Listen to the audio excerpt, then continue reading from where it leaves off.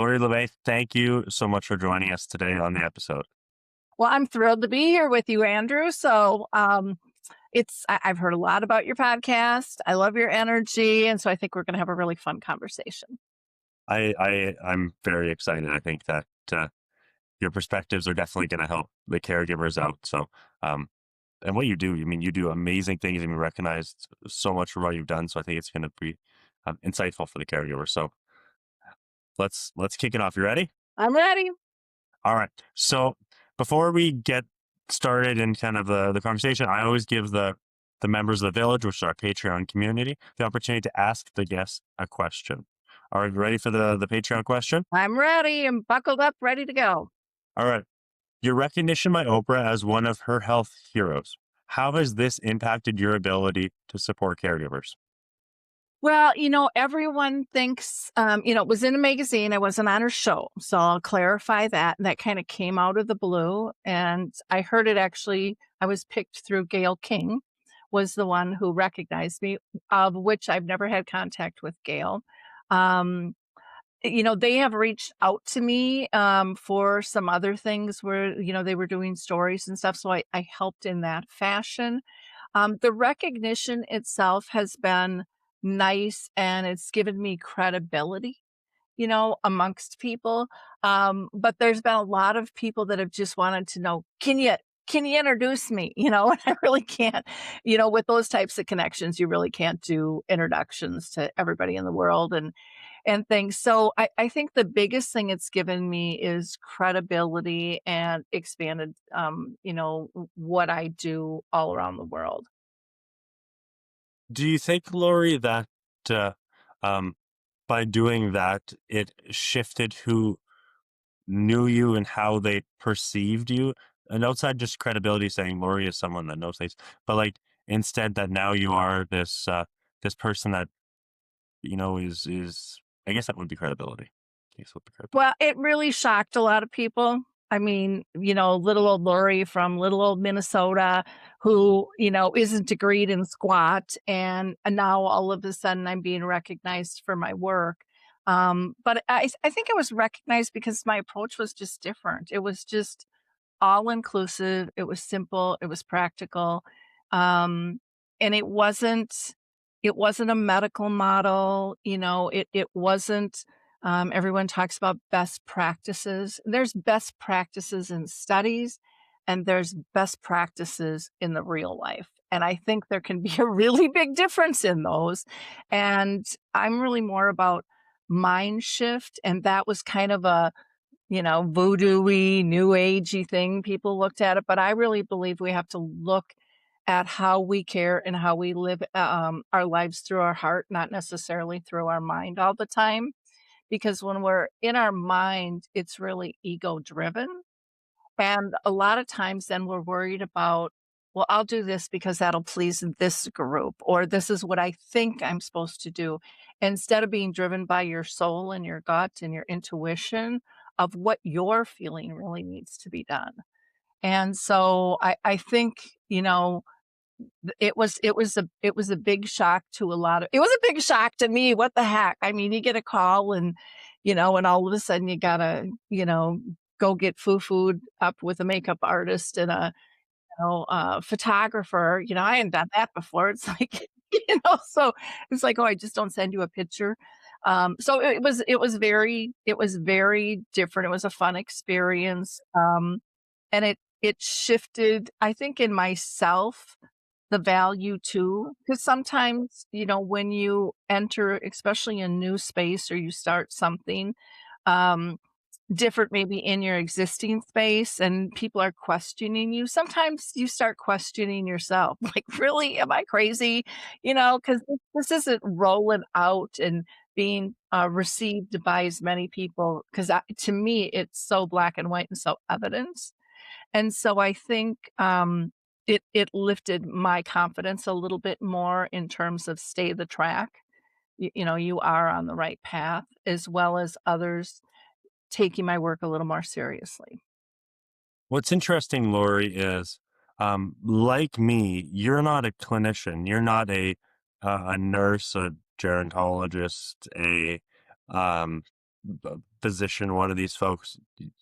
So to be able to get that recognition as one of these health heroes making a difference in the dementia space, caring for folks living with dementia, while not necessarily having those formalized credentials, is really interesting because it shifts this paradigm of you need these clinical credentials in order to be recognized or to make a difference. You need to be this level of education in this field. And that's one of the reasons I started this too, was because and I always say a lot of times our professionals are peeking through the window and guessing what's going on instead of knocking on the door and having a conversation of what's really going on. And I wanted to come into the living room, in the dining room. I wanted to have a conversation. I did not want to assume my journey was gonna be like everybody else's journey, or just because something worked one time, that it's gonna work all the time. That's not the world of dementia. Dementia is the world of, you know, adapting and being spontaneous and patience and acceptance, and all of those things were life lessons that I thought I did pretty good at, but boy, dementia pushed me and I'm much better in all those areas. So I truly believe that, dementia is here to really teach the world to live better and to be more inclusive and to be more creative too. I think that's one of the things that frustrated me with the academic and medical models is they're really in the box and you got to fit in the box, and 99% of the population doesn't fit in the box, at one time or another. And so what do they do the rest of the day and the rest of their lives? We need practical things to be able to do. And and that's what I was hearing not only from myself, my family and friends, but from others all around the world. Why aren't we getting connected at a really basic you could call it low level, I don't care what you call it, but, level where people really understand what it is we're going through, and if they don't, they're willing to listen and learn from us. And so, when I stepped in, one of the biggest things I wanted to do was I wanted to be inclusive of all levels. So I didn't wanna push, academia and medical model and research and those things out of the way. I just didn't want them to be the only way. I thought we needed to raise the voice of people living with dementia because a lot of people just excluded them from a conversation altogether.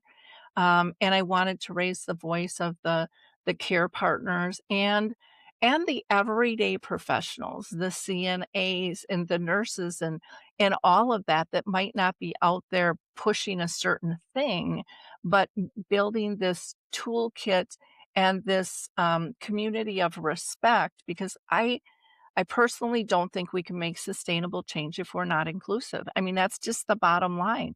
Because if we're not inclusive, someone's going to come in and torpedo it and blow it up. And so let's get all these voices together and make it better. Yeah, I think that makes a lot of sense, Lori. Um, Let me introduce you to the audience now that we got that Patreon question and discussion. So, Lori La Bey cared for her mother with dementia for 30 years. She channeled her frustration regarding the lack of services, products, tools, and abilities to connect with others caring for loved ones with dementia into Alzheimer's Speaks. Lori has been recognized by Oprah and Maria Shriver for her visionary work. She is known as a global thought leader on a mission to shift dementia care from crisis to comfort. She has developed multiple platforms and resources to be inclusive of all voices at all levels around the world concerning dementia and caregiving. Lori has developed and provides numerous free resources and tools on Alzheimer's Speaks, such as her podcast by the same name, as well as her dementia chats and dementia and the arts videos. Lori also has launched the first memory cafes and dementia-friendly communities in the United States. Amazing. So, Lori, I always start the show with trying to understand the origin story of the person. So, like, can you talk about your life growing up, your connection to um, dementia, aging, and just kind of walk us through what led you to where you are today? Well, it's really interesting. I had a speaker friend who once said, if you don't know why you're doing what you're doing in life, review your life in 5-year chunks and write down the person or event in that 5-year period. And you will be shocked at how clear it is you are where you are. And so, I'm gonna be 67, so I grew up in a world where, little girls kept the family together and, the guys did the outside work, the girls did the inside work, and our role was caring, making sure everybody was happy and content and needed what they uh, got what they needed. And then, my grandma no, it was my great aunt when I was, 13.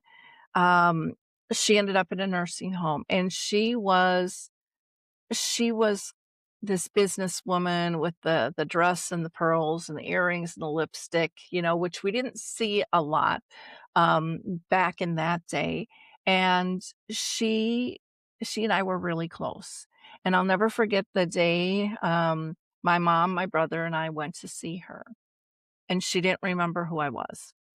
She remembered my brother, who could care less about her, barely interacted with her, and I was absolutely crushed.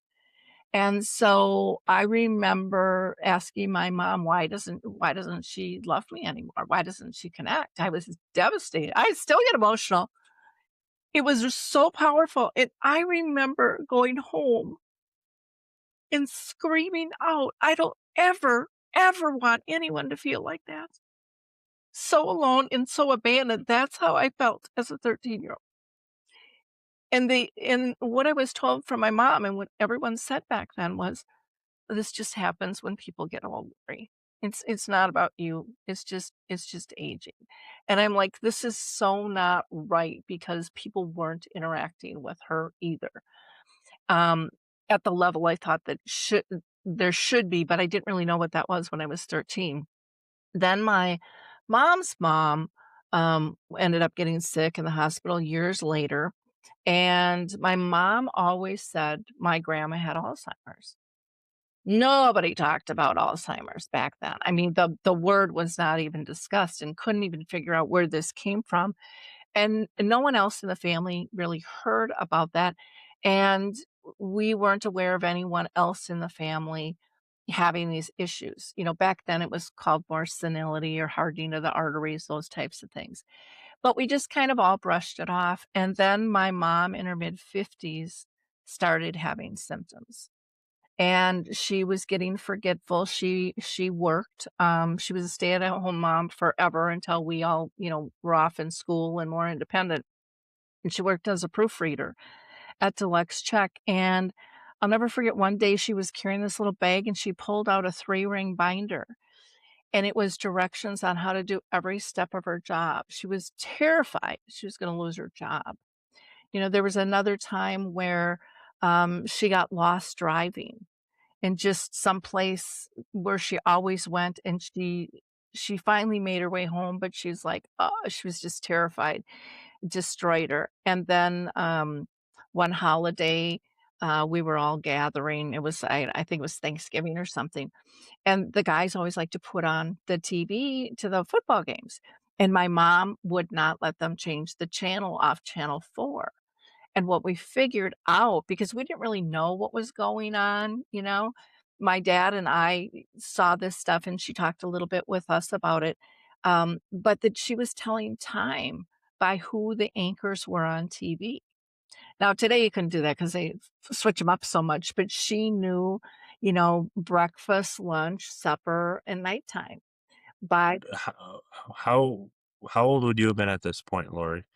I was seeing this when I was, just early adult, Okay. probably around I would say 20, my early to mid-20s.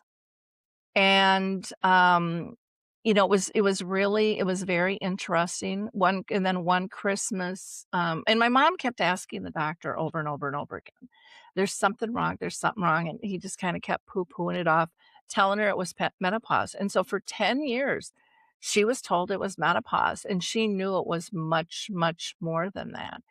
And then one Christmas, myself and my sister-in-laws took my mom Christmas shopping, and it was my mom's mall, and the way we functioned as a family is we'd pick the stuff out, mom would pay for the gifts for the grandkids for her and dad, we'd wrap them so they didn't have to, carry them and stuff. And this year, my mom just sat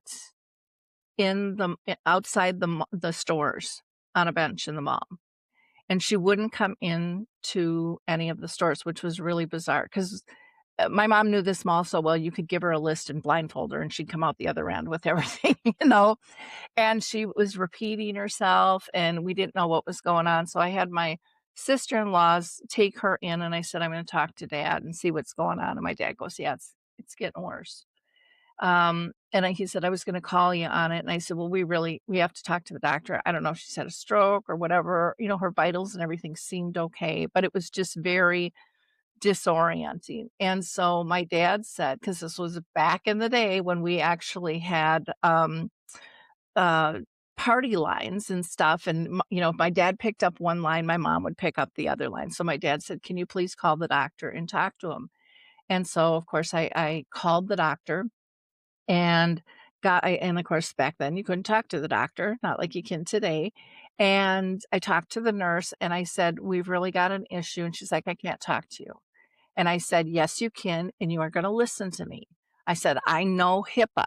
You can't give me information, but you can take information, and you better be taking notes, and you better get this to the doctor, because something is wrong with my mom, and she has been asking about this for a long time." So I explained to the nurse what's going on, and the next day, the nurse calls my mom. And she says, "Your whole family thinks you have Alzheimer's." And that is not what I told her. My mom was always the one saying, "I think I have Alzheimer's." I said, I had told her, "We don't know what's going on, but we have to get to the bottom of it." So my mom was devastated by the way the nurse called her and talked to her. And so when my dad got home from work, my mom locked herself in the bathroom and was hysterical, and she was, kind of threatening suicide. She didn't wanna live. There was nothing in the medicine cabinet for her to get at or anything, but it was my dad was a really strong man who could deal with anything, and he called me and he said, "Lori, is there any way you can come over right now?" I'm like, "I'm canceling my appointment." I come over. I get over there. It took me an hour and a half to get my mom out of the bathroom. My dad's a wet noodle on the couch. I've never seen him just blood drain, just he couldn't he just didn't know what to do. We talked about it, and I said, "Mom, worst that's gonna happen is they're gonna tell you you have Alzheimer's and you already think you do. And then we can do something about it. We'll go forward. And best case, it's not, and we'll go from there." So, of course, we couldn't get into the doctor for, like, another 3 months, and then when she went in, alls they did was the 10-question test. They didn't even do a battery of tests, they asked her for, 10 colors, and, she gave them some ones that they didn't even know, and so she walked out really proud, and then she wasn't gonna have this conversation anymore, but her symptoms kept getting worse. And, the doctors back then, because my mom's been gone, over 10 years, so it's been over 40 years. And she's, uh, it was just so sad because there was absolutely no hope, no support. And then they finally did the 2-day tests after my dad ended up getting diagnosed with cancer. We said, we have to have something firm in place here.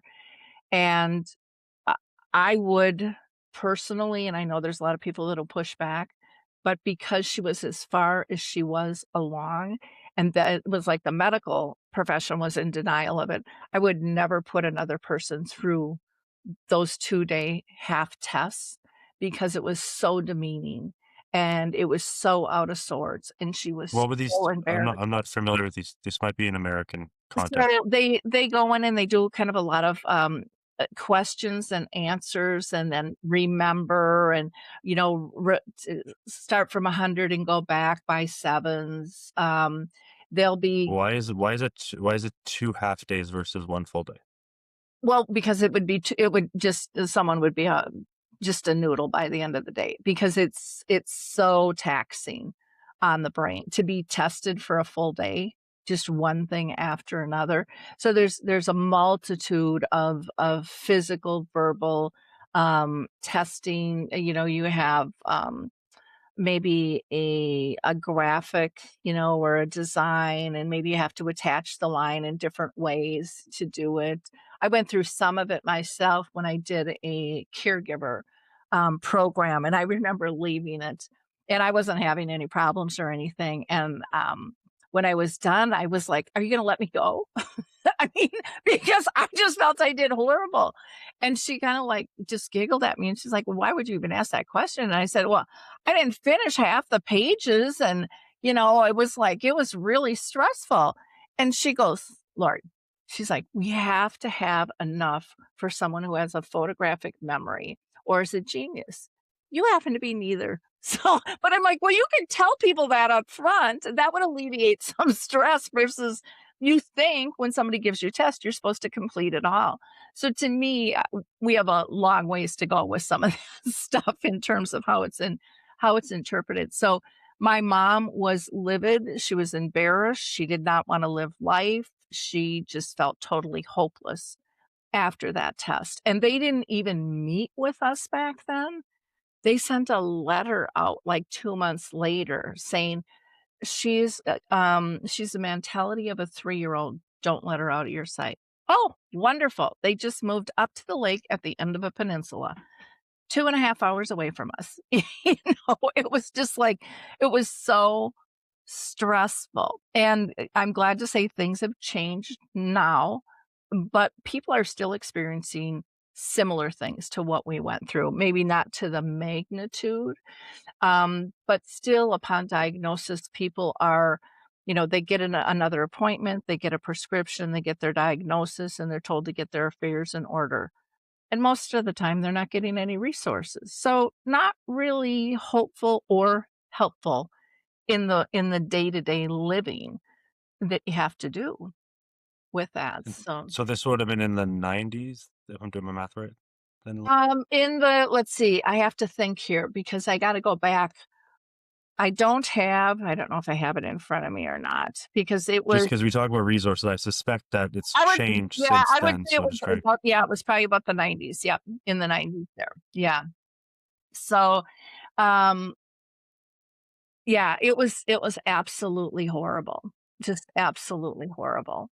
When she actually did when she actually got the letter and stuff back, we did, we met with the attorney and things like that, and, got paperwork in order.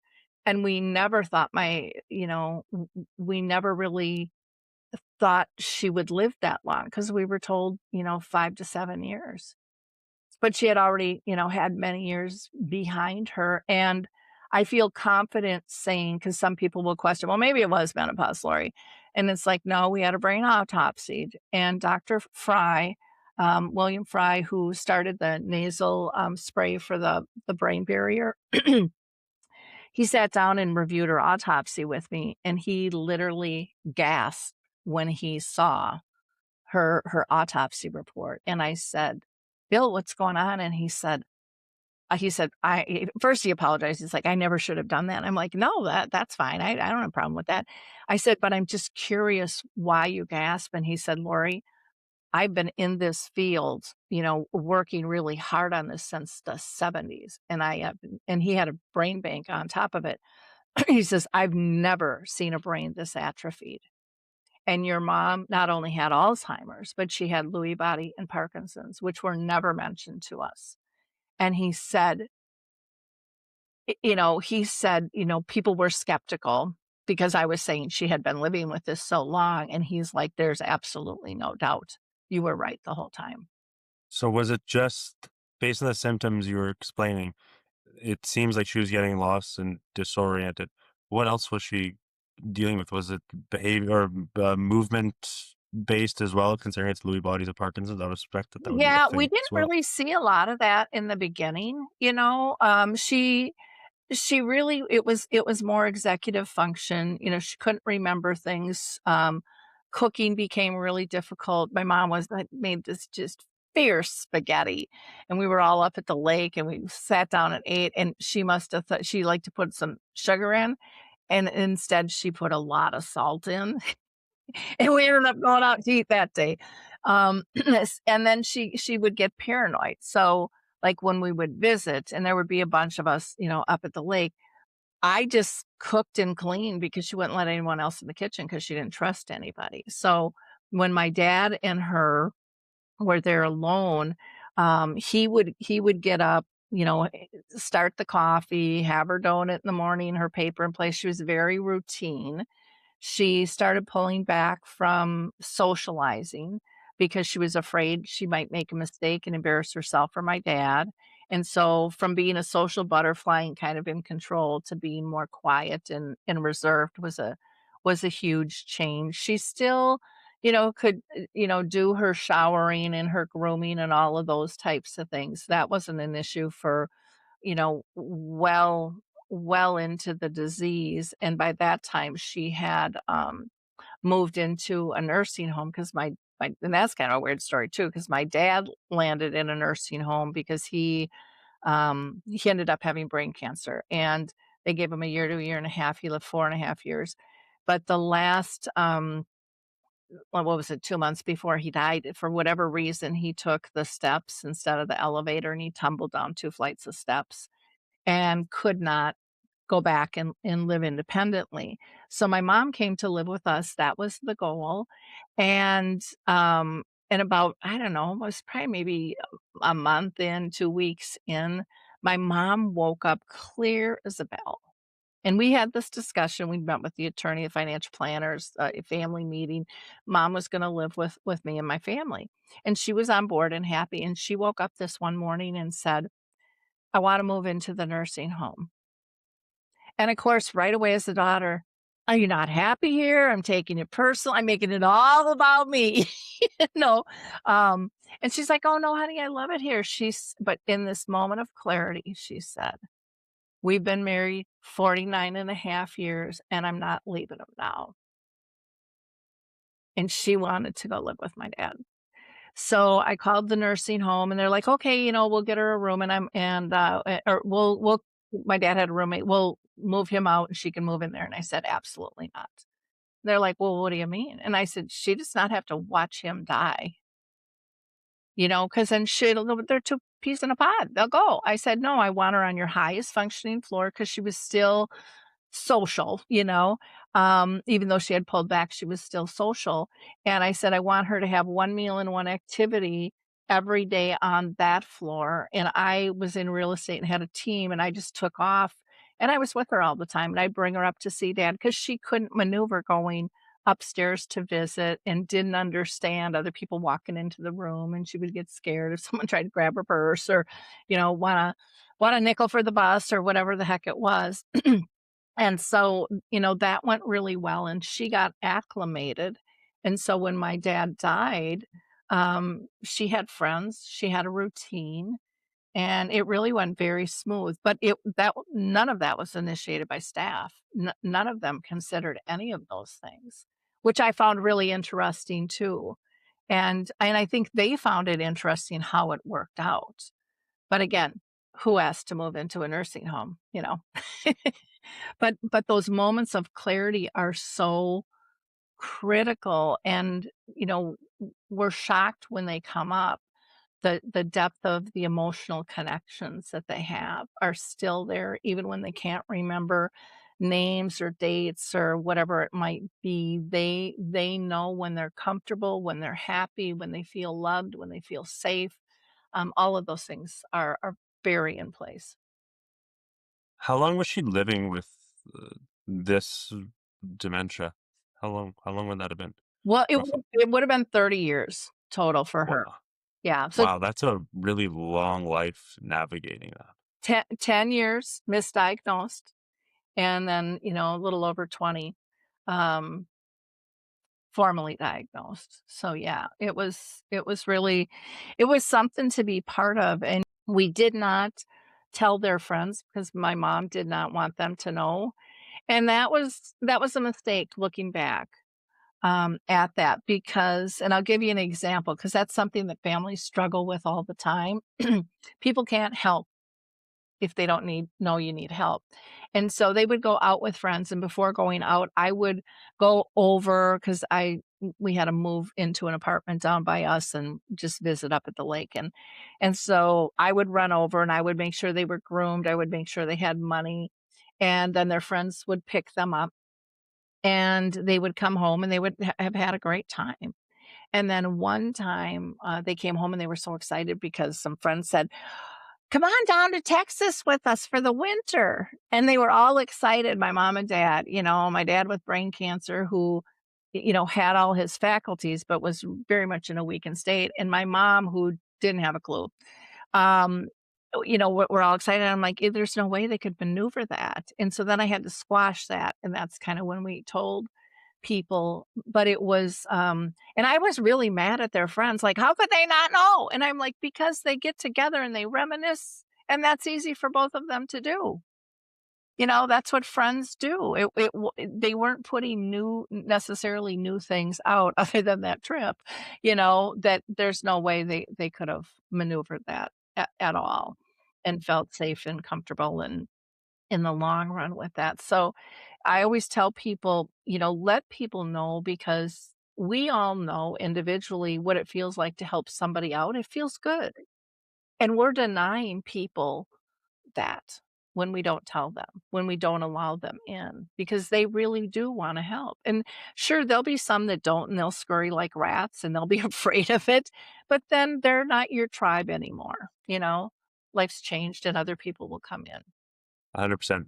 We had a gentleman on the podcast earlier. His name is Ron Boleno, and he is a caregiver advocate here in Canada. And he's an amazing guy. And he talks about it with the analogy of superheroes, so like Wonder Woman and Superman, that they still need the Justice League at times to care. They can't do it on their own. There's times where everyone has to come together. Maybe you need speed, maybe you need water. You need other people to help you. So the same goes for caregivers. We can't isolate the people around us that can contribute and help us. And just that mental imagery has really helped me as I convey what this caregiving dynamic is and the collective of people that are working collaboratively and cohesively to care. That's really been a mental image that it stuck with me. Yeah. Yeah. Very true. Very true. So you mentioned, Lori, earlier on about your brother and his relationship and dynamic with your great aunt. Mhm. How did it change for him with respect to being the mother and the sibling dynamic between you guys?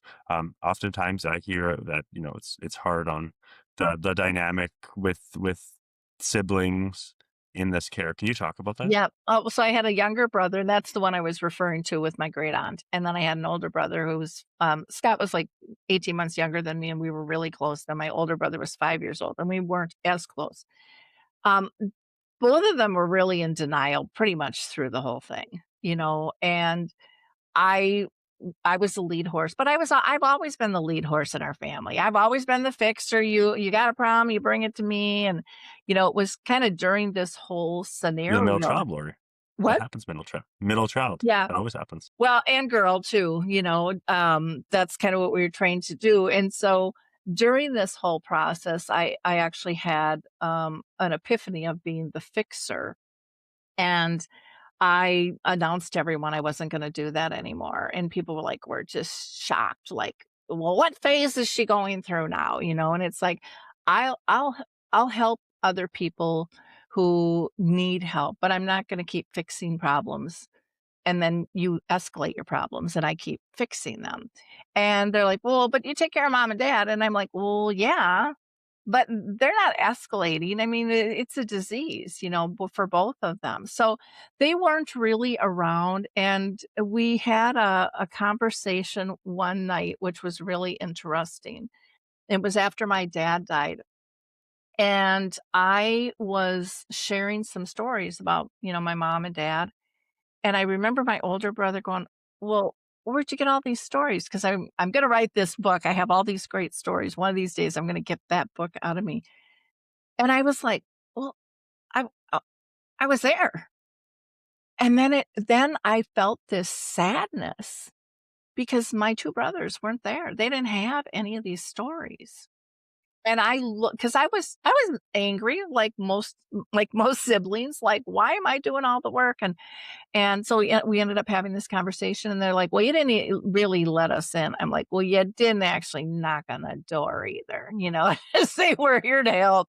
And so we both had these different versions, and I am a control freak, not as much as I used to be. But I realized that everybody in the family plays a different role, and we can't cut them off even if they do things differently, as long as there's no harm being done. If there's harm being done, yeah, put up that wall, you know?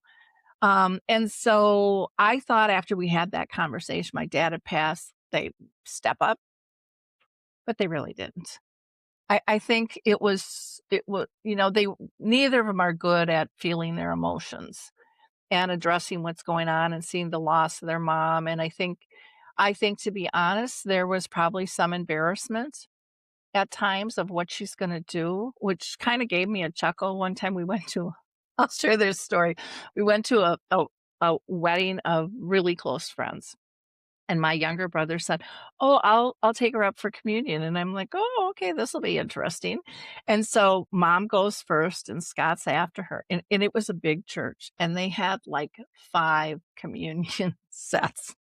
So my mom goes up and she gets communion, and then she walks back and gets in the next line, in the next line, in the next line. My brother's like kind of chasing her through this whole thing. And then on her way back, she's shaking hands and thanking everybody for coming to my wedding, even though it was our neighbor's wedding. And my brother was dying. I mean, he was just dying. But those types of things happen, and everyone was so gracious. And both side, both the bride and the groom side said that's one of the best memories of the whole wedding was Dorothy had a great time, because she was like a second mom, to them. And so sometimes I think we get embarrassed when we don't need to be. It's just part of it.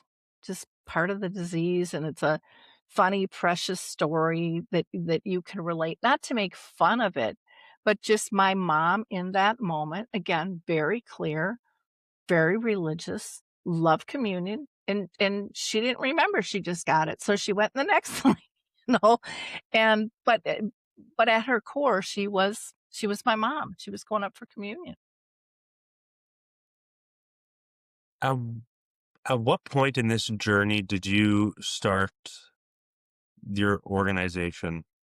I assume it was called Alzheimer Speaks at that point when it was started as well, right? Yes, yes. I sold residential real estate for like 25 years, and I worked specifically with senior transitions. And so, I worked with nursing homes, market rate apartments, assisted livings. There wasn't any memory care in my area at all. And it was the senior professionals, as I'm sharing stories with my mom, they were the ones that encouraged me to step in this space. They said, "Lori, we love what you do. You've changed our industry. You've got more real estate agents understanding this move is different, but we really need you over here." Alls we're getting right now, and it was primarily the Alzheimer's Association, which might not like me saying that, but that's how it was back then, was they wanted, they wanted you on their list and they wanted your money. But there wasn't really a philosophy of care, of what do you do on a day-to-day basis. And they said, "We hear from our clients all the time, it's just doom and gloom and give us your money." And you're giving people hope, and you're giving them tools, and you're giving them perspectives, and you're being honest about your journey, the good, the bad, and the ugly. I mean, it's all rolled into one, just like life is right now. Every day is not perfect. But yet when dementia hits, we seem to up the ante on perfection in the way things were, which doesn't help. And so it was back in 2009 when I rolled out my blog. I decided, well, I'll test that because I thought they were crazy, and I didn't even know what a blog really was, you know. And I was shocked that people around the world resonated with our personal story because that's all I had to give really at that point. And so I did a lot of praying, and I'm like, everybody thought I was like crazy. And I took my life savings and my retirement and I slapped it on the table and I said, I'm going to make a difference, big or small. I have no idea how that's going to look like. But I know I need to do this now. This is much bigger than me, and, and I'm in Minnesota. I didn't really travel even in the US, and now I'm connecting with people all over the world, and so it really opened my eyes to how big this problem was and how similar yet different everybody's issues were. But I did know that at that time, I didn't want to align with anything that existed because I didn't want to be manipulated and kind of sucked into a machine that I didn't think was working. And I didn't feel I was strong enough to stand up to that. And so it was like, I'm just going to do my own thing. And I knew for sure that I wanted to be inclusive. I wanted people with dementia. I wanted their families, their friends. I wanted advocates. I wanted everyday businesses at all levels to participate along with our large organizations, both academic, medical, research. But also, I wanted to bring together the profits and the nonprofits as well, and the people doing good work that aren't even a business, that don't see themselves as valued, like I did.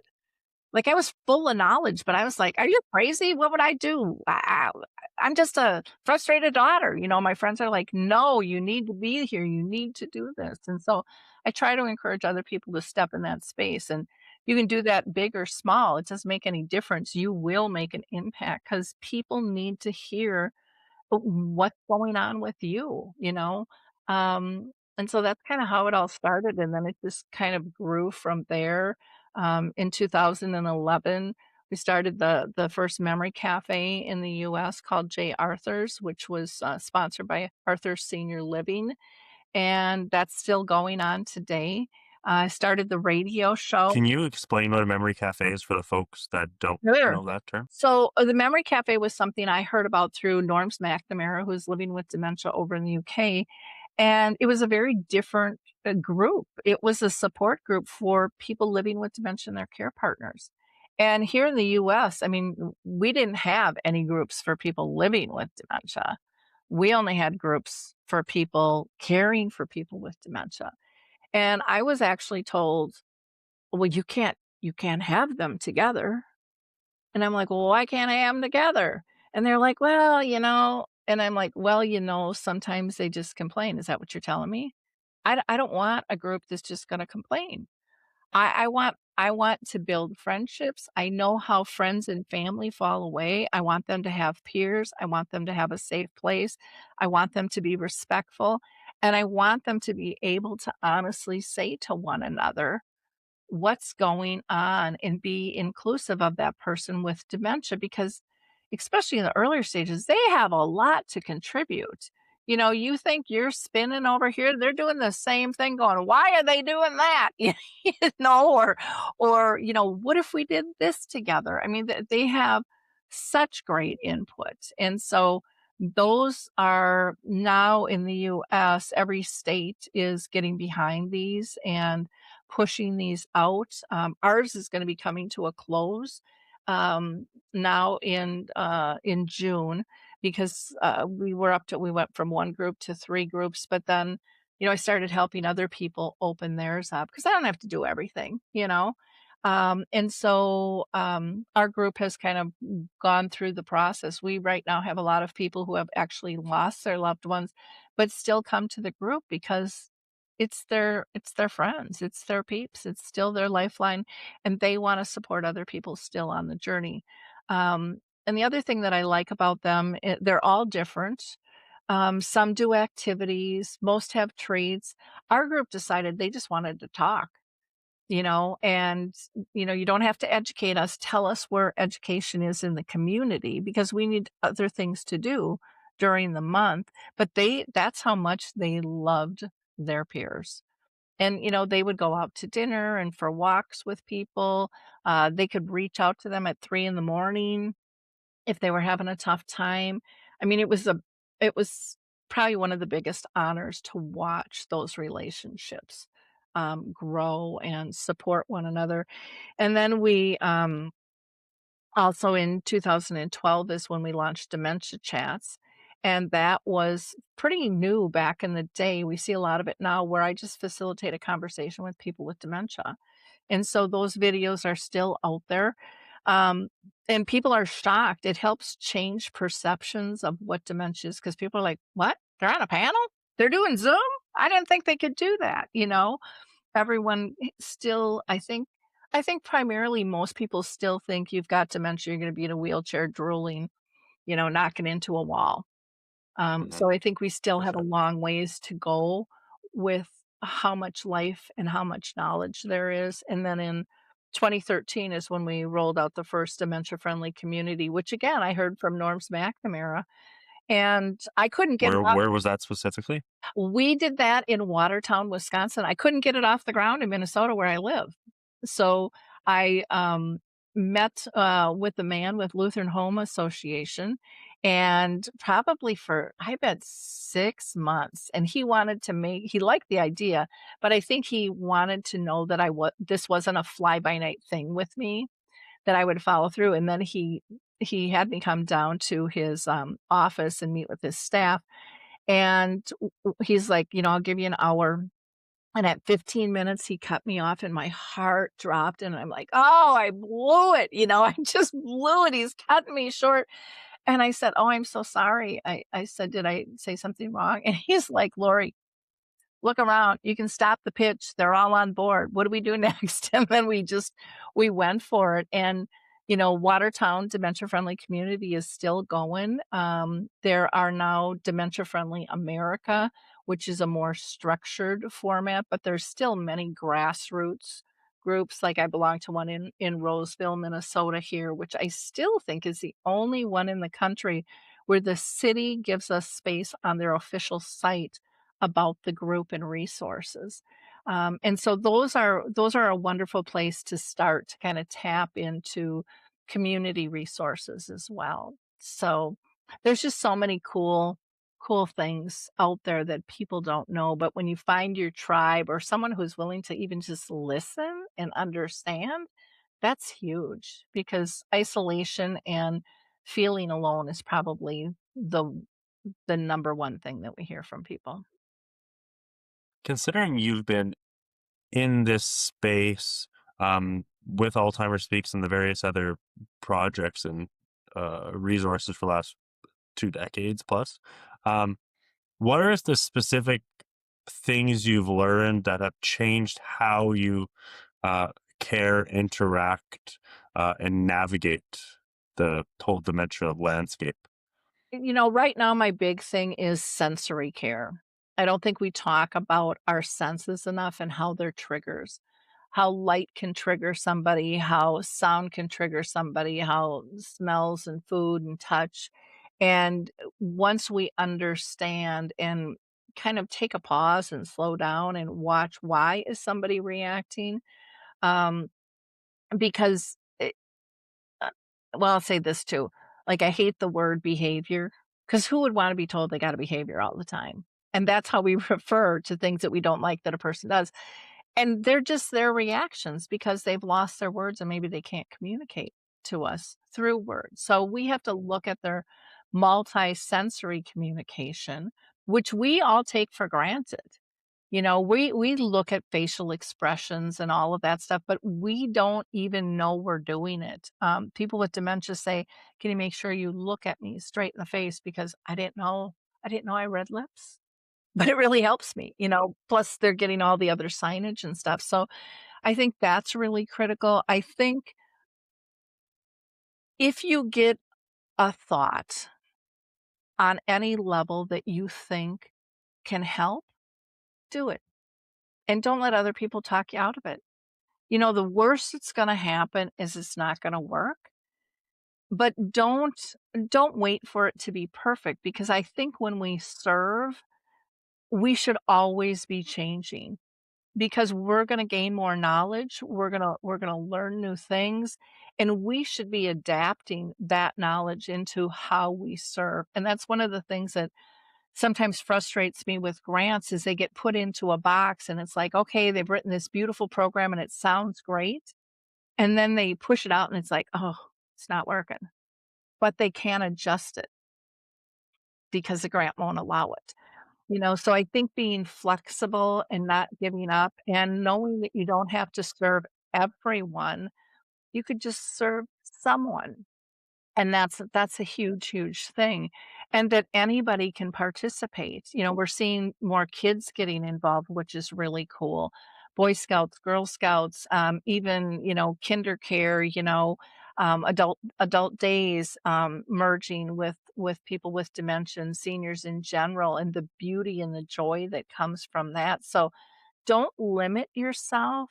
I think dementia is here to, again, teach us that patience and acceptance, but I think it's also here to teach us to be spontaneous and creative because things don't move forward if we're not creative.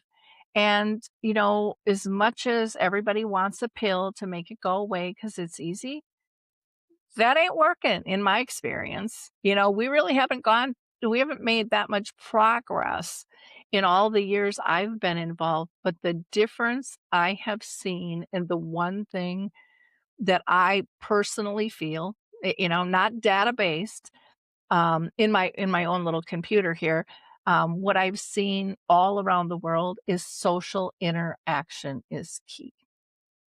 If people feel engaged, if they feel accepted, if they feel purposeful, they're going to be happier. They're going to live longer. We look at the blue zones. That's really what they talk about is their communities, even though the food is part of it. But that community is a huge sense. And, I look at the mental health issues. If you don't feel purposeful, if you don't feel accepted, you're gonna be depressed. You're gonna spin off in another that's just common sense, and I think so often common sense is kicked out the door, and people go, "Well, no, we need the data." Well, you know what? Then let's create something where you can get your data points if that's what you need, but don't stop it because the data's not there. So, they've gotta work together more, but I think, sometimes big pharma doesn't want that social side to come out because it could impact their bottom lines, to be honest. I'd like to see studies where they merge both of them. How have you seen dementia stigma change over the time? Yeah, I think it's changed a lot. I still think it has a long ways to go. I've seen it change a lot because I'm in the inner circle, and so then you're privy to seeing all this stuff. You're privy to seeing people with dementia speaking at conferences and being heard, and family members heard. You're seeing families bringing resources to the doctors because the doctors don't know. And so people are feeling more confident and they're feeling more urgent to get out there and get creative. Um, there's still one thing that I have a tough time with is when organizations pull people in with dementia because they're doing a great job and they can speak and they can be eloquent and maybe they're working on their programs and even their websites and stuff in the earlier stages. As they progress, I don't see the support that's needed for the transition in a respectful way. And then sometimes when they just can't do it, they're just kicked out instead of people in the organization that specialize in this understanding, identifying, and saying, maybe we should pull in some support. Who do you think could help you? Who would be a good partner? And so there would be a normal transition and they would feel part of that. I hear people with dementia wanting that all the time. We're seeing the dementia friends where more businesses are learning about dementia. I would like to see that go a bit further. And I haven't been in I'll be honest, I haven't been in one of those meetings for a while, but when I was, it was really about the diagnosis and the different types. It wasn't so much about adapting, in terms of as a as a waitress, this is how, or a waiter, this is how you can better serve somebody living with dementia, or at a bank or a financial planner or an attorney. We still get people saying all the time, they direct their questions to me as a caregiver and my partner with dementia sitting right here. I had one guy who fired his long-time financial planner, and he said, "I'm tired of asking for you to say hi to my wife and to include her in the conversation. I'm taking my business elsewhere." People don't understand how disrespectful they are in that process. And, or having a conversation with people. And doctors, clinics, the same thing. I mean, we need a lot more education. I brought a loved one to the doctor, for example, and there's some good things too, but one time, and we were told we couldn't go back with her. And I was waiting for her husband because he was slower getting up. And the nurse is like, "No, we don't need you." Well, then, she said, "No, we don't need it. I'm good." She was taking the lead. They would not let us back. They didn't get any correct information, because if you ask her, does she do this? Of course she does that. She's done that all her life. Why would she not know how to take her medications? And it was infuriating, absolutely infuriating, that they did not recognize that and didn't really own it. Even with a test we took, with the clock test, the person who gave the clock test, Maureen, did it, and she said she erased it and said, "Oh, you can do it again." And I was like, "You've got to be kidding me." And so she redid it, and the nurse goes, "Oh, no, no, no, no." And she erased it again. And she looked at me and said, Am I not following directions right?" I said, "No, honey, you're doing it just fine." So she did it again, and the nurse kind of went to do it again. And I said, "That is her final answer. We are on to the next thing." She didn't even know how to do the test, that is supposed to determine. There are some big gaping holes in our medical profession, even in terms of consent forms and counseling for caregivers on how to communicate and what forms they need ahead of time. Those are really simple things to do, and no one seems to be addressing those things, and that just increases frustration and is, waste time that nobody has. But then you see some really, beautiful examples of people really understanding and listening when someone is frustrated, someone going to the bank who's feels that they're being scammed and worried about their accounts, and the teller sitting down and just reassuring them and then sending them back on their way. And we just need more of, again, the clinical diagnosis is great, but how do we apply what we know to ensure safety and create joy and dignity in everyday life? If it's going to the gas station or the grocery store, or, the beauty shop, how we need to talk more on those things and get that spread more. And I think more and more people are wanting to do that. But again, you have to slow down and you have to engage and you have to educate. And I always say to myself, and I have to assume I don't know it all, because they're going to give me some good pointers of, "Oh, I didn't know you were dealing with that." Well, how can we address? I mean, to me, it's a team effort that we really need. It seems that a lot of the services that you're providing, Lori, and whether it's dementia map, whether it is the memory cafes, whether it is the just thought leadership, this, in theory, I would think should be driven by these publicly funded organizations. Like, we are, as taxpayers, I'm Canada, you're in the United States, but we give as a country all this money, and people donate money to these organizations with the belief that they should be creating these systems. But you come alongside and do that. So what are you seeing on the flip side that is stopping these organizations from potentially having the impact that you are? Some may be doing better than others, but obviously, if you're doing it and people are consuming your content and reaching out to you, that means that there is a gap. That means that there is a missed opportunity that you are capitalizing on. So what's being missed on the other side that these organizations are not doing? Well, I think they fall into the box of we've always done it this way, and there's funding from, big pharma that's kind of a guarantee if you push us through. And that's an easier slant than all these diverse things, that so many of us are offering.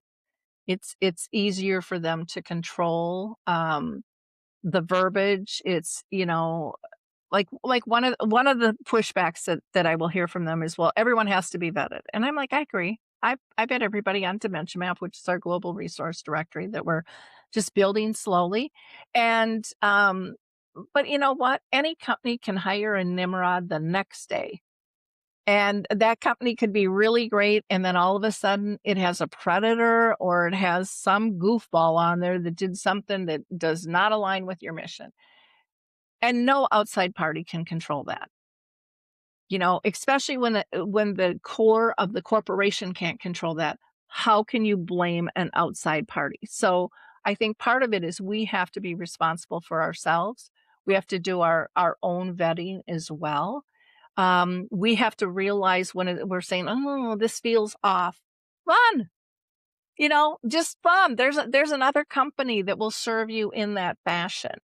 You don't have to put up with what you were referred to, or your aunt might have referred you to someone. Well, that worked really well for her and her personality and her situation. It might not work for yours.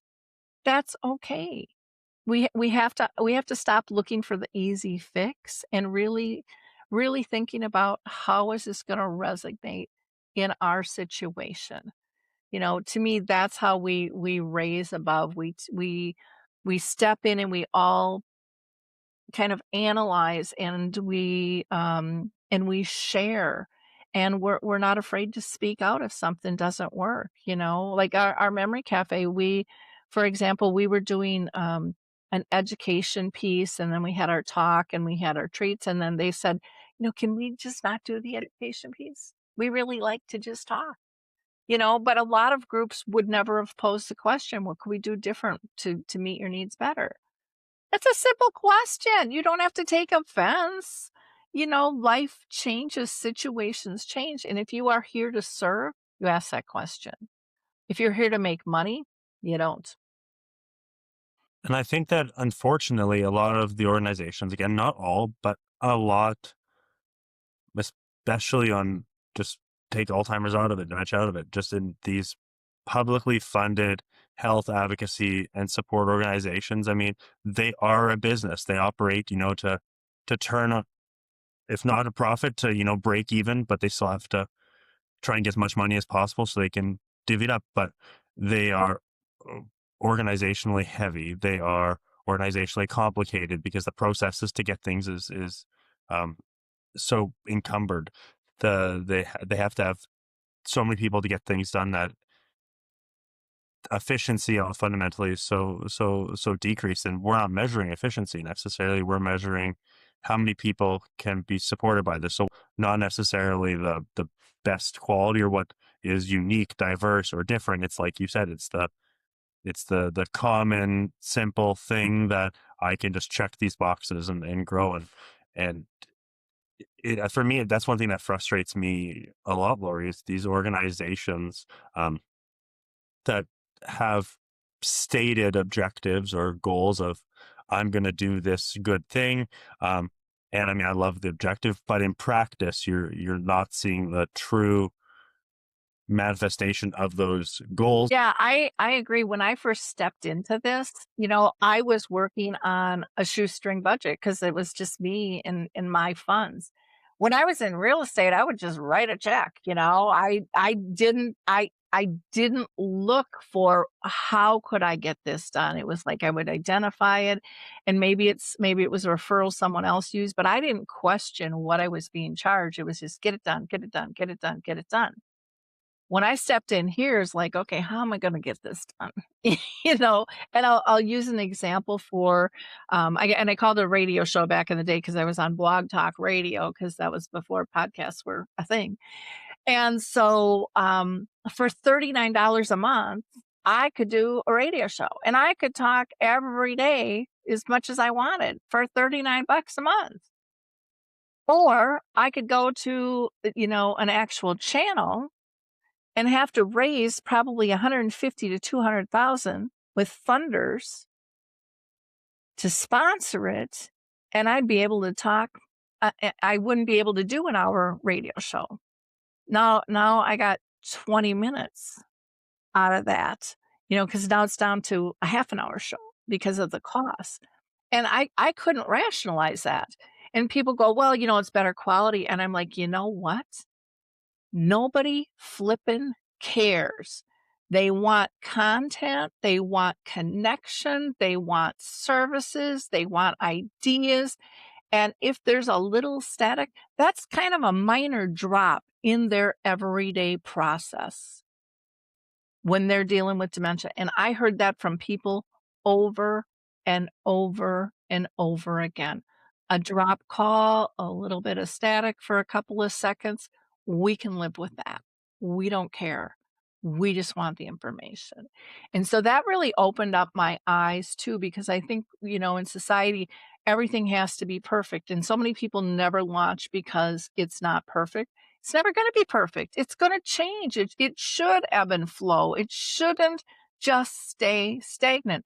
That's how businesses go out of business by not being on top of really what the needs are. And we've seen that over and over again with companies that are up here and then all of a sudden, what happened? And they don't have a clue what happened. But they were off the mark or they didn't adjust. We see too with businesses so often that they go after people for their boards or positions in higher positions or committees um, that really don't want to be there. But that boss told their employee they're now part of this committee. And we have all been on committees where someone has walked in the door and everyone's like, they're chugging along and everyone's excited. And it's like, oh, George just entered or Polly or whoever. And it was just like, whoa. We have to be smart. We have to get people who want to work with us. So I don't bark up trees anymore trying to convince people. I used to like be the mama bear crawling up, it's like, you gotta get this, and it's like, no, they don't, Lori. Move on. Just move on and align with people who get it, who want to make a difference. And there are so many people out there that have resources, not just money, but maybe they're a graphic designer. Maybe they got a Rolodex that's, Rolodex is, kind of dating myself again too. That's just full of great names of people who would want to support. Maybe they have space you can use. Maybe they'll do your printing. We did that with our Roseville Alzheimer's and Dementia Community Action Alliance. Everybody just worked for free. Everybody collaborated. We had the city, the library, the senior center, and then all kinds of business people. And, it's still running today. And the education and the example they set for what a dementia-friendly community can do was amazing. So just have belief in a line. And, everyone's not going to be everything to anybody. So just move along. There'll be someone else, and then once you kinda get your tribe, it just kinda grows and it bubbles, and one of the fun things that, happens, and I'm sure you've seen this too, Andrew, is when you're interviewing with people and, there's some people you just really click with, and people go, "Oh my gosh, I didn't know there were others." It's kinda like Mhm. the secret society. I didn't know there were others that were this passionate to make a change, and then you align and you never forget their work, and then you share it with other people, and it's just a really cool thing. And I think you brought up an interesting point. It's the idea of none of us should be in this space to compete with each other. We should find ways to build each other up and support. And I think these collaborations and the opportunity to help each other is so important. And um, because we all should have the same end goal. So um, I think you've done an amazing job, especially with Alzheimer's Speaks, of having a varied and diverse group of folks on that all contribute to a one thread, one general narrative, but they bring different perspectives and they really give the caregiver what they're looking for. So I commend you for how you've been able to build that. Well, thank you. And that's like how why Dementia Map was built too. We wanted everyone to feel welcome. And people will say, "Well, why do you have a free profile and why are the paid ones so low?" Cuz they don't need to be that high. They really don't. If we all work together and we all grow together, again, everybody has to cover their costs and stuff, but there's so many things we can do when we come together, when you welcome in profit, nonprofit, people with dementia, researcher, I mean, all levels. And for the caregiver and the person, let's say with early on dementia, because a lot of times they're the ones doing the research, it's easier for them. Instead, they don't even know what to Google. It's all new. To me, it's just such a common sense type thing that it just rattles my head when people don't understand how to play in the playground together. I just that's, like, really foreign to me, and yet I have to accept that there are some people that are just never gonna play nice on the playground, and those aren't my peeps, and that's okay. Hmm. Yeah, that's totally fair. Can you talk about your children's book? Oh, Betty the Bald Chicken, that actually came to me in a dream. So I was sleeping one night and I just kept hearing the word Alzheimer's and I kept seeing Alzheimer's going across this like screen in my mind. And then I saw this bald chicken and I woke up with this story of Betty who I used as a keynote forever.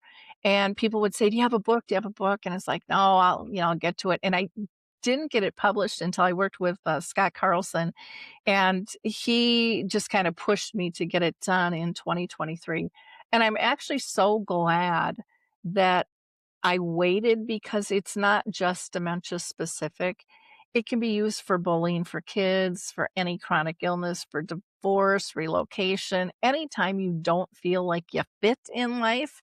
And we've all had that when we feel ostracized or um just not kind of comfortable in our own skin or our own situation and that we're not feeling accepted. So Betty is this chicken that basically gets sick and her family and friends just push her away. And she's uninvited to things, she's not welcome, there's fear, and she doesn't know what's wrong with her. And she really needs her family and her friends, but they're gone. And so she, kind of walks around the barnyard and she's crying and she's praying and she's like, I don't know what's wrong with me. Why are they so scared of me? I'm scared too. And she's just, asking her God, her higher power for some insights. And all of a sudden she trips on this rock and she tumbles down into this ravine. And as she's falling in this ravine, she's like, "Really? This is how I'm going out? No one's even gonna know I'm dead? Come on, God. What's up with this? What's the purpose?" But what Betty didn't know was at the bottom of the ravine, there is a community called the Caring Corral and they heard her cries and wails as she was falling and they braced her fall and they just welcomed her in. They didn't ask, they just wanted her to heal and feel part and no questions asked. And as she got better, they said, "Do you really want to go back up there? No one's come looking for you." And she decided she's going to stay in this caring corral. And then a few years later, she ends up getting sick. And the caring corral kind of gathers around and says, one of us has to go up and tell the barnyard animals. So the horse goes up and gathers all the barnyard animals around and said, "You got one last chance. You can continue to push Betty out of your life and pretend like she wasn't important to you, or you can go see her and embrace all of Betty throughout her life and what she's meant to you." And the book has about 10 questions. Parents and grandparents usually buy it for their kids, but the kids teach us some great, great lessons. And there's questions like, have you ever felt like Betty? And we've had people, write to us, and one example was a husband or grandma and grandpa read the book to two of their grandchildren, and one just broke down and cried when they asked that question. And they said, "Honey, what's wrong?" And he said, "Yeah, I feel like Betty when I go out to the playground and I can't find my friends." And he never told his teacher, he never told his parents, he just felt sad and lost. And so they could come up with a plan to tell his friends, "If everyone doesn't meet, let's go here," so we can all find one another. Real simple thing. Um, I had a person in her 80s say she just broke down and cried thinking of all the times she felt out of sorts in her life. But the goal is not to make people feel bad. It's to make people realize they always have a choice every moment before them. They can choose to be a barnyard animal and walk away, or they can choose to be part of the caring corral. And there's sometimes we're going to be a barnyard animal. We're not going to have the bandwidth or the finances, or we're not close enough location wise where we just can't be there, and we can't beat ourselves up for that. As long as we remember there's always another moment and another choice to make in life. And so it's just been a really fun story and an easy one for people to kind of retell to get the point across of how do you want to care, and have you ever told anybody how you want to be cared for? Most of us haven't. What's important to us? So those little simple questions prompt a great conversation and thought. Yeah, I think the book is simple but profound at the same point, and I find it's interesting all the things, Lori, that you've done and you've accomplished in the great change you've done, considering you did. It doesn't sound like you sought out at a young age, like, I am going to do this. I'm going to be a dementia advocate. I am going to write a children's book about caregiving. And what I need to know about being cared for. I am not going to do these things. And it sounds like instead you're just letting God direct and guide and shape the direction that you're going. I think about like Proverbs 16:9, where it's I can come up my steps, but ultimately the Lord determines my course. And I really see that as you're talking as kind of the direction. You're just being receptive of the direction that you're being led and just going in that direction and saying, Yeah. let's see And what happens. And sometimes, I mean, there's been moments where it's really caught me off guard. Like there's a story where I went to visit my mom one day, and they were getting her up in a Hoyer lift in the nursing home. And a Hoyer lift has like these bands that go around their wrists, and then it has a belt that goes around their back, and they push a button and it gets them to stand up. And my mom was having none of it, and she was swearing like a sailor and just ripping these 2 staff apart, and I'm standing outside the door, and the staff were so gentle and kind, and they were just ping-ponging back and forth. "Dorothy, we're gonna get you up so you can go down to lunch with your friends." And I am bawling outside the door going, "This is so not fair. She's so fearful. God, help me. Please help me you know, get her to relax and understand. No one should live like this." I mean, it was so devastating to hear that. And I pushed the door open. And as I'm pushing the door open, I feel this arm go around my shoulder. And my dad, I can hear his voice whisper in my ear. My dad's been gone for years. And he says, "Lori, ask her to go water skiing." I'm thinking, "Water skiing? What? Are you nuts? What's going on?" And I look at the empty bed next to my mom and I'm like, "Okay, apparently that one's for me because I am going cuckoo crazy right now." And then I realized this makes perfect sense. They were asking my mom to bend her knees and hold her arms out straight. And then they were pushing the button to lift her up. And my dad taught us all to water ski. And it was knees bent, arms straight, and then hit it. And so I went up to my mom, and she's like still screaming at him, beet red face. And I go, "Mom, you want to go water skiing?" I'm at the end of the bed, and she looks at me and she goes, "Yeah," with this big smile. And I said, "Okay." Then knees bent, arms straight. And I said, "Hit it." And my mom reached out like she's grabbing a tow rope, literally. And, they pulled her up, big smile on her face. It worked for months. And then my conversation with my mom was, "Did you go water skiing?" "Yeah." "Did you go slalom? Did you drop one? Did you spray?" I mean, we had all these little things. "Did you go barefoot?" And that always started our conversation.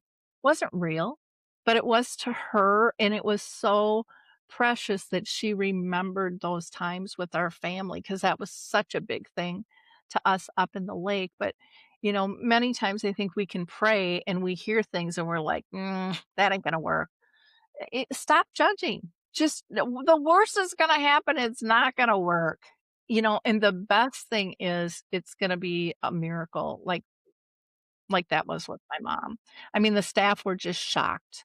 It was and like I said, it worked for months and months and months, and then one day it didn't anymore.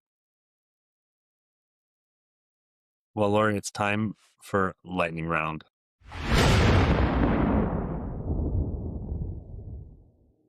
You ready? Ready. All right. Coffee or tea? OT, Early bird or night owl? night owl. What kind of tea? Ooh, I like my Good Earth tea, which is a restaurant here in the US. But I like a lot of green teas and all kinds of stuff, spicy teas, variety. What's one small thing that reliably makes you smile? My grandchildren.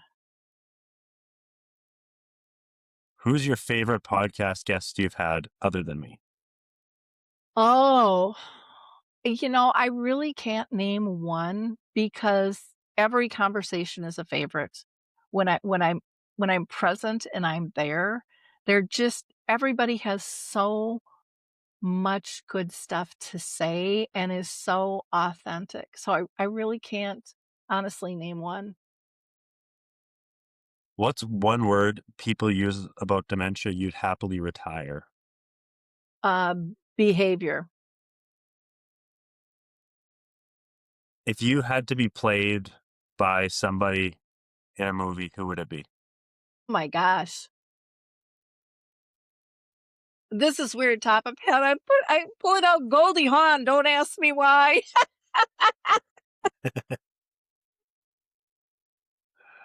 What does a good day feel like to you? Peaceful. Peaceful and joyful. What's one assumption about dementia you push back on most? That they're not able. That drives me crazy. You know, our Dementia in the Arts proves that. Visit that, you'll be amazed. What's a movie or show you put on when you just need to unwind?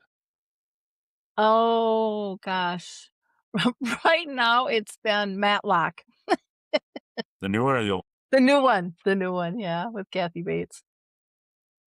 What's one quality from your mom you see in yourself? I think kindness and advocacy. What's the most human moment you've had recently? Mm, I I think listening to my grandchild squeal opening up her birthday presents. I mean, she was just I was sick and I actually couldn't be downstairs and the house was full. But for 4 hours, this 3-year-old just squealed with joy, greeting everybody and celebrating, playing and gifts and I mean, she for 4 hours, the squealing, it just melted my heart. What's one thing that you'll never stop being curious about? And how to improve the world and get us connected. What smell instantly brings you back to your childhood? Gosh, probably chocolate chip cookies. When people meet you, what do they get wrong about you? Um, I think some people think that I'm really intimidating, and they tell me by the end of and they're scared just because of the Oprah and the Maria Shriver thing that kind of scares people. And they're just shocked how we just talk. I'm like, I'm just another person, you know? And so that's kind of fun to see. And hopefully help them not be scared talking to the next person or intimidated. Yeah, makes sense. That makes sense.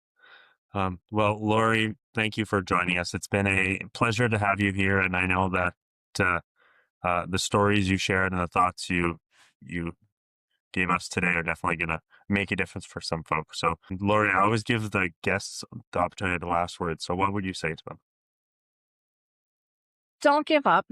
There's so much to be hopeful for. There's so much joy to be found, but if you're living in grief or if you're scared of the future, you won't focus on the present moment, and the present moment is the only place you can identify joy or create it. So don't lose that, and don't give the disease, don't give your life up to the disease. You own your life, not the disease. Yeah, that's super profound. Well, again, thank you, Lori, for joining us. I appreciate it. And to our listeners, thank you for being here as well. If today's conversation resonated with you, make sure to follow the Dementia Collective wherever you get your podcasts. Don't forget, sharing this episode with someone who might benefit will not only benefit them, but it'll also help the algorithms learn that this program can be valuable in their caregiving toolkit. If you'd like to help us grow this movement, please consider becoming a member of the Village on Patreon. Among the benefits like ability to access early episodes, you'll also get to ask our guests questions, which you heard with Lori earlier. Plus, you'll get the satisfaction of helping powerful voices like Lori's reach more caregivers around the world. And finally, if you're on your own caregiving journey, remember you are not alone. We're here at BlueBell to help connect you with the supports and resources that truly fit your family's unique needs. Until next time, remember you are strong, you are not alone, and you're doing something that matters more than you know. See you next time.